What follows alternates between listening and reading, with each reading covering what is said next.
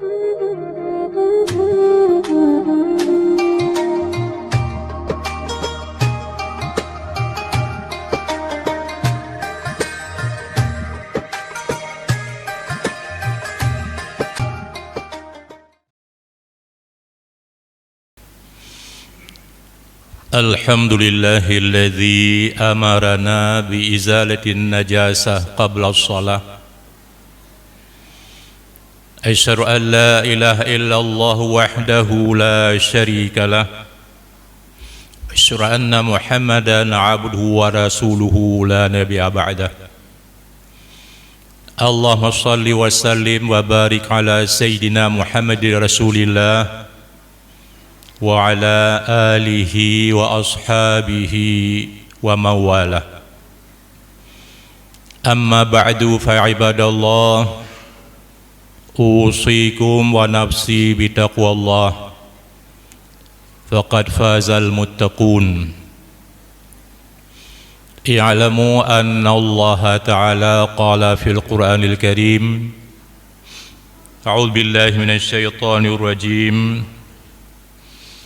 Qul la ajidu fima uhiya ilayya muharraman ala ta'imin yat'amuhu illa an yakuna maitatan aw daman masfuha aw lahma khinzirin fa innahu rizqun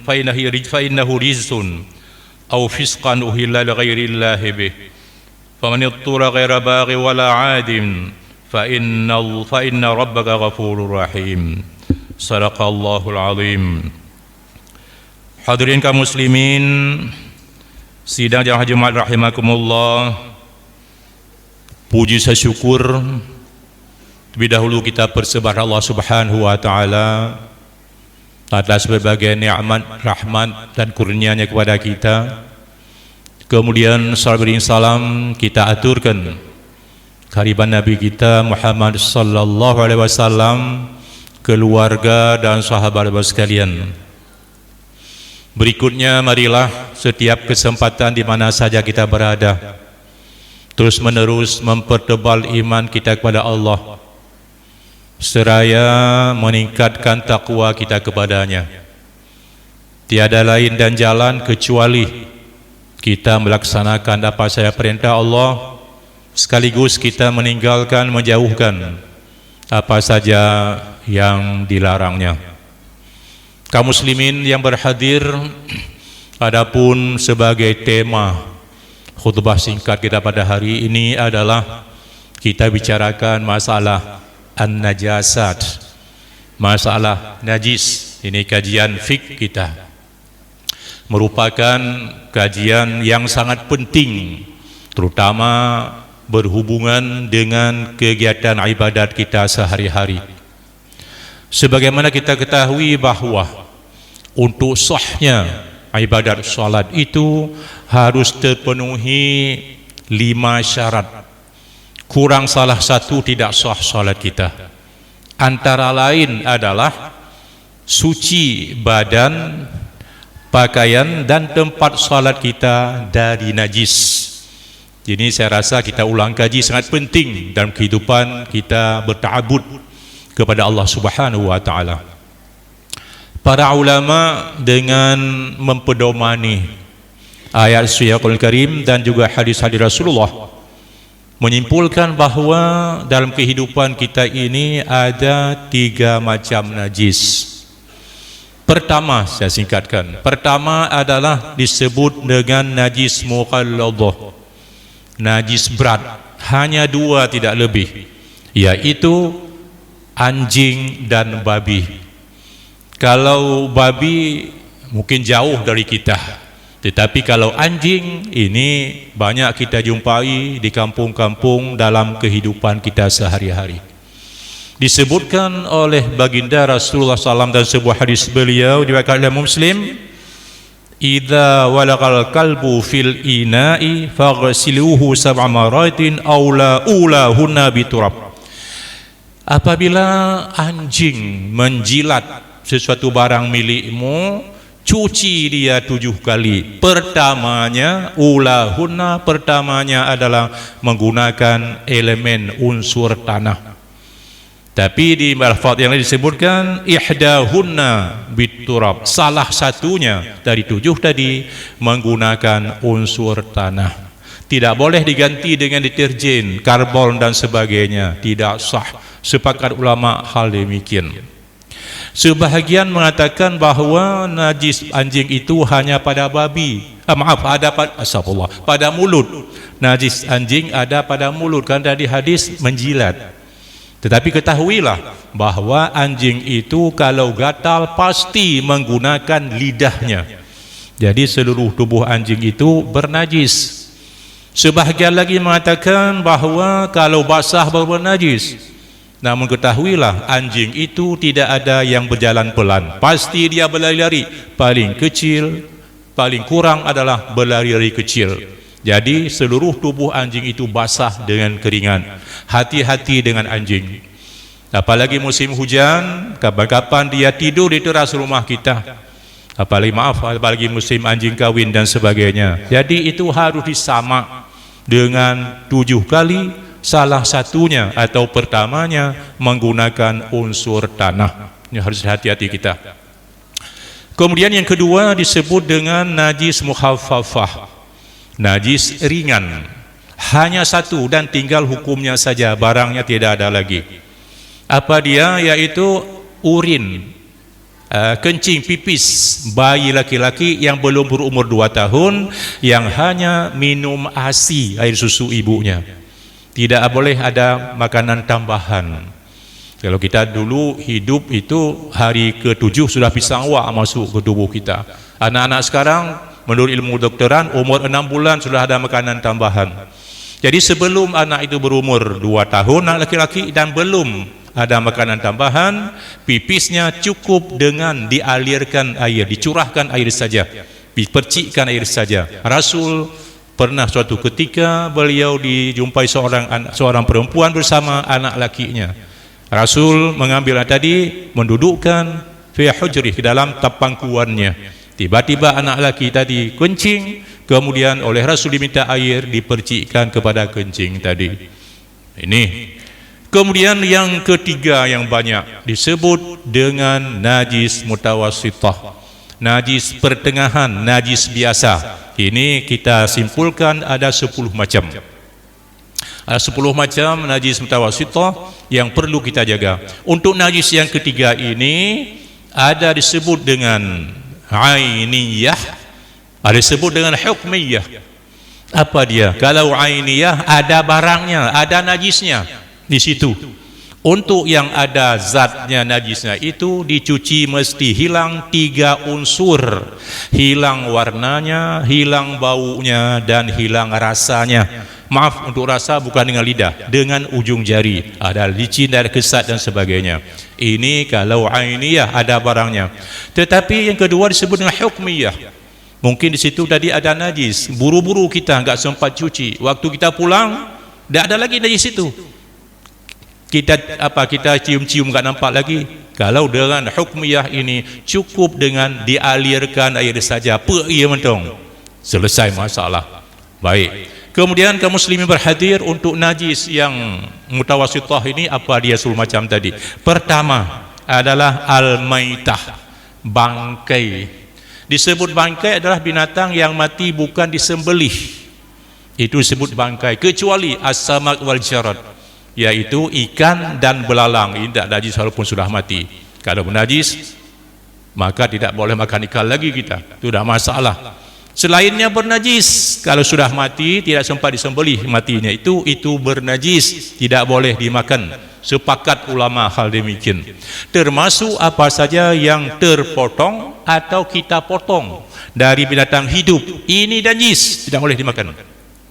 Nabi sangat tegas mengatakan, ma quti'a minal bahimah wa yahya fa huwa maitah. Apa saja dipotong atau terpotong dari binatang yang hidup, maka itu adalah bangkai. Sebagai contoh, ingin makan ayam, kita potong kaki satu, kita goreng. Ayam kita obati, kita lepaskan. Di samping kita berdosa karena menganiaya binatang, juga haram kita makan ayam tadi karena kita potong waktu dia hidup. Ini tidak boleh dimakan. Itu diingat betul-betul, ini termasuk bangkai. huriman alaikumul maitatu, diharamkan kepadamu adalah makan bangkai. Al-Maidah ayat 3. Kemudian yang kedua, adam, darah. Darah itu bernajis. Huriman alaikumul maitatu waddamu, dan diharamkan pula darah. Darah apapun bernajis. Tetapi kalau darah sedikit, sesuai dengan ayat saya bacakan sebagai rukun khutbah tadi, surah Al-An'am ayat 145, itu disebutkan daman masfuha, yang bernajis darah yang menetes, yang mengalir. Berarti darah yang sedikit Allah maafkan, termasuk najis ma'fu anhu, Allah maafkan kalau sedikit. Contoh, sedang solat kita digigit nyamuk, kita pukul nyamuk, ada bekas darah di situ, Allah maafkan, lanjutkan salat kita, ada masalah. Tetapi kalau sedang salat bertuh timun, ini batal salat kita karena keluar najis. Kaum muslimin, kemudian kita lanjutkan al-qayhu, yaitu nanah. Kenapa demikian? Ulama mengatakan nanah itu berasal dari darah yang sudah membusuk, maka dia sama dengan darah tadi, bernajis. Kalau dia menetes, mengalir sedikit, Allah maafkan. Berikutnya adalah yang keempat, al-qay'u, dari qayh. Nah ini al-qay'. Qay' itu adalah muntah. Muntah apa dia? Orang Aceh membagi muntah kepada dua. Pertama muntah, kedua ular. Dalam ilmu fiqh tidak ada istilah ular. Semua muntah. Muntah itulah makanan sudah masuk ke maidah, ke dalam lambung kita, keluar lagi. Ini namanya muntah. Itu najis. Apapun dia, najis. Kita hati-hati yang punya baby, anak kecil, entah anak kita, cucu kita, habis dia nenen, maka kita dukung di bahu kita, muntah. Orang Aceh pula, itu najis. Pakaian yang kena ular tadi tidak boleh dibawa salat, mesti dicuci dulu. Ini banyak yang terjadi, kurang memahaminya kaum muslimin. Kemudian al-gha'id, kotoran, baik kotoran binatang ataupun kotoran manusia, mesti bersih. 3 unsur kita sebutkan tadi. Berikutnya adalah al-baul, yaitu pipis, kencing. Kencing itu bernajis, baik kencing manusia ataupun kencing binatang. Saya ulas sedikit. Ini ada jemaah haji yang bawa pulang kencing onta betina di Arab Saudi menjadi obat. Ada, bukan tidak ada. Orang cerita pada saya, katanya untuk obat boleh. Rasul pernah mengobati sahabat beliau dengan kencing onta betina yang hamil, yang bunting. Ceritanya begini, waktu Rasulullah tiba Madinah, ada orang Ansar yang sudah lama sakit perut, macam obat tidak sembuh. Oleh Rasul dianjurkan, besok tampung kencing onta betina yang bunting, beri minum. Dikasih minum, sembuh, Allah takdirkan. Ini darurat, tidak ada obat lain. Kalau ada obat lain tidak dibenarkan, ini darurat. Jangan kita sakit apapun kencing, minum kencing onta betina yang sedang bunting, tidak dibenarkan kalau tidak ada obat lain. Seperti orang yang penyakit gula misalkan, disuntik insulin oleh dokter tiap mau makan. Insulin itu menurut kata dokter mengandung unsur babi, tapi nggak ada obat cara lain menyambung nyawanya. Itu lain, ad-darurah tubihul mahdhurat. Darurat, emergensi itu membenarkan yang tidak boleh. Hukum asal tidak boleh, tetapi karena darurat maka dibenarkan. Hati-hati kita. Jadi kalau saya mengambil kesimpulan bahawa semua kencing baik manusia ataupun hewan itu bernajis. Itu tidak boleh kena pada pakaian badan kita dibawa solat. Berikutnya al-wadi. Wadi ini biasa pada laki-laki yang sudah berumur lanjut, sudah 60-an ke atas. Biasa di ujung kencingnya ada warna agak keruh. Ini wadi ataupun pekerja berat, keluar sendiri sampai sadar di ujung penisnya. Ini najis, kalau kena mesti dicuci. Kemudian berikutnya madzi. Ini banyak terutama kita yang muda-muda, yang belum rumah tangga apalagi. Itu madzi adalah cairan yang keluar. Kita lihat di ujung zakar, dom penis tadi, warnanya bening, licin, warna licin, namanya madzi. Kalau timbul syahwat, timbul nafsu, libido, tanpa nafsu nak keluar dia, entah membaca cerita yang demikian, melihat gambar yang gitu dan sebagainya, keluar di ujung zakarnya. Ini najis, celana yang kena itu mesti dicuci. Kemudian untuk orang tadi kata Rasulullah SAW, tawadda udhuaka fi shalah, berwuduklah dia seperti wuduk salat, bukan mandi. Kalau mandi itu keluar mani, ini mazi. Disuruh wuduk untuk orang demikian. Bagi ulama mengatakan wajib berwuduk orang yang demikian kalau keluar mazi. Mazi itu sekali lagi adalah bernajis. Dasar hadis Nabi menunjukkan hal demikian. Berikutnya al-jallalah. Jallalah apa itu, ini kurang orang sosialisasikan ya. Jallalah lah binatang yang gemar makan kotoran, tidak boleh dimakan. Contoh di kampung-kampung yang WC belum teratur, buang hajat di luar, itu anak-anak ya, datang ayam makan. Ayam tadi haram dimakan, tak boleh dimakan. Itu harus diingat. Banyak orang yang pelihara ikan jelelek dumbu di bawah kandang ayam karena binatang, ataupun di safety tank, naudzubillah. Ini ikan lelek dumbu haram dimakan, tidak boleh dimakan. Kecuali binatang-binatang dimakan kotoran tadi, yang berjalanlah bahasa Arab, itu dikurung barang 2-3 hari dengan makanan yang halal, baru halal dimakan kembali. Termasuk macam ayam tadi, tidak boleh dipotong dimakan. Dia harus dikurung, jangan makan lagi barang 2-3 hari makanan yang haram tadi. Kalau Nabi mengatakan susu binatang yang demikian tidak boleh dibenarkan, sampai mengenderainya tidak dibenarkan oleh Rasulullah SAW. Kalau binatang besar, misalkan di tanah suci unta makan kotoran, tidak dibenarkan hal demikian untuk dikendarai. Sampai ke situ. Ini menyangkut dengan jalalah. Kemudian satu lagi, yaitu yang ke-10, khamar. Mahwal khamar. Apa khamar itu? Khamar adalah apa saya mabukkan. Kullu muskirin khamrun, kullu khamrin haramun. Apa saja yang mabuk adalah khamar. Khamar itu hukumnya haram. Jadi dia tidak mesti cair saja. Apakah benda padat, benda cair atau disuntik. Ini adalah haram kita masuk ke tubuh kita kaum muslimin, kecuali darurat. Contoh darurat, orang mau dioperasi, itu disuntik sehingga dia pingsan, jatuh pingsan. Ini dibenarkan. Kenapa? Supaya kita tidak sakit untuk operasi. Tetapi tanpa alasan-alasan ini demikian yang darurat dimasuk ke tubuh kita, ingat, lahmin nabara min haram fannaru aula bi, daging mana saja tumbuh pada haram, api neraka diwajibkan bakarnya. Kaum muslimin, kemudian teringat kita di kalangan orang Aceh dulu, mudah-mudahan sekarang dah sadar, itu dimasukkan ke dalam makanan supaya misalkan daging ayam, daging kambing dan sebagainya, atau masak kuah belangong, diambil segenggam, masuk ganja, insya-Allah masuk ganja ke dalamnya, cepat empuk, sedap, gurih rasanya. Ini harus diingat. Ini adalah hukumnya haram.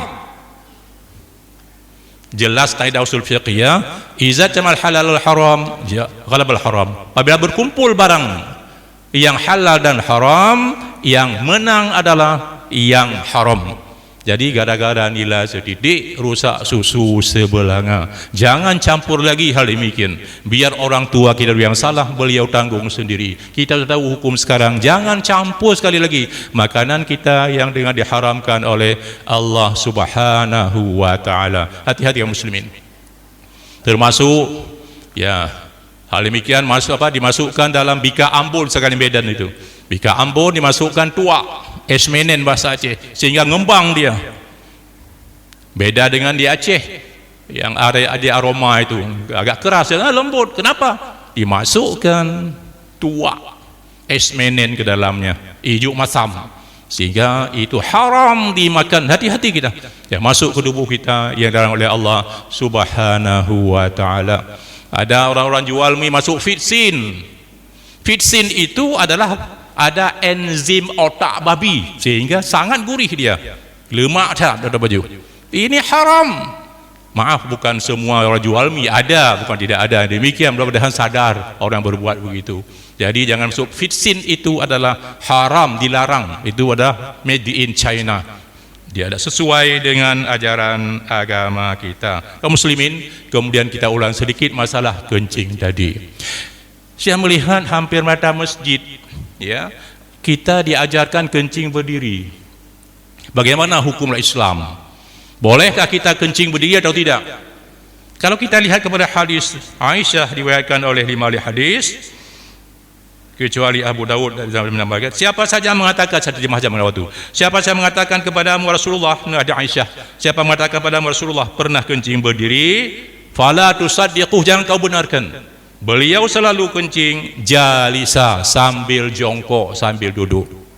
Tetapi ada hadis lain diriwayatkan oleh jamaah ahli hadis. Suatu ketika Rasulullah yang perjalanan dengan seorang sahabat beliau namanya Hudzaifah, beliau naik ke atas unggukan tanah ciot, bahasa Aceh. Beliau naik situ kencing ke bawah sepanjang kena kaki beliau sambil berdiri. Nah, kita melihat bagaimana pendapat ulama-ulama di sini. Saya kutip pendapat Imam Nawawi dalam sebuah kitab beliau. Saya lihat qala Nawawi berkatakan, al-baulu jalisan habu ilayya, kencing sambil jongkok lebih saya senangi, kata Imam Nawawi. Wa qa'iman mubah, kencing sambil berdiri boleh-boleh saja. Wa kullu dzalika tsabitun Rasulullah SAW, semua itu sabit adalah datang dari Rasulullah SAW. Kita ambil kesimpulan sini sedikit. Orang yang masih muda sangat dianjurkan disuruh kencing sambil jongkok karena belum punya masalah. Tetapi orang sudah lanjut usia, sudah 60 ke atas, biasa laki-laki ada masalah prostat, kalau kencing sambil berdiri, orang yang demikian tidak habis kencingnya, waktu bangun itu biatlem berapa tetes sehingga kotor pakaiannya. Kalau sudah demikian, maka kencing saja sambil berdiri. Nah, ini diambil kesimpulan hukum oleh para ulama terhadap demikian. Mudah-mudahan dengan khutbah singkat ini, mudah-mudahan jadi ilmu kita ulang kembali kaji kita menyangkut dengan soal najis ini.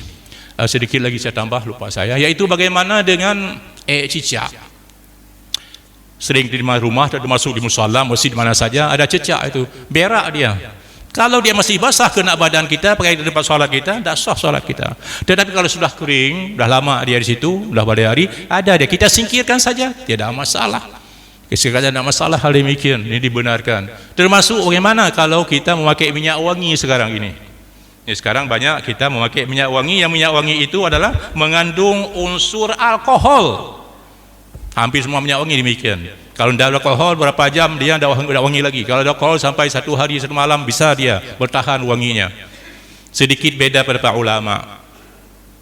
Sepakat kalau masuk ke tubuh kita itu alkohol barang yang haram, ya, memabukkan. Kalau masuk ke tubuh kita sepakat ulama haram. Tetapi kalau di luar badan kita, apakah di pakaian kita, bukan tidak masuk ke tubuh kita, beda pada para ulama. Ada mengatakan tidak haram, ada mengatakan dengan makruh, ada mengatakan haram. Sebaiknya kita menjauhinya. Kenapa beda? Karena rijisun itu bukan rijisun, bukan najisun. Rijisun mi'auli syaitan, jorok perbuatan syaitan. Ini mudah-mudahan apalagi suasana sekarang ini, simpan demi kemana-mana, cuci tangan, ya, pakai sabun, pakai apa namanya, yang lain pada namanya itu yang mengandung alkohol. Jadi sudah kita tahu hukumnya. Nah, demikianlah, mudah-mudahan ada manfaatnya.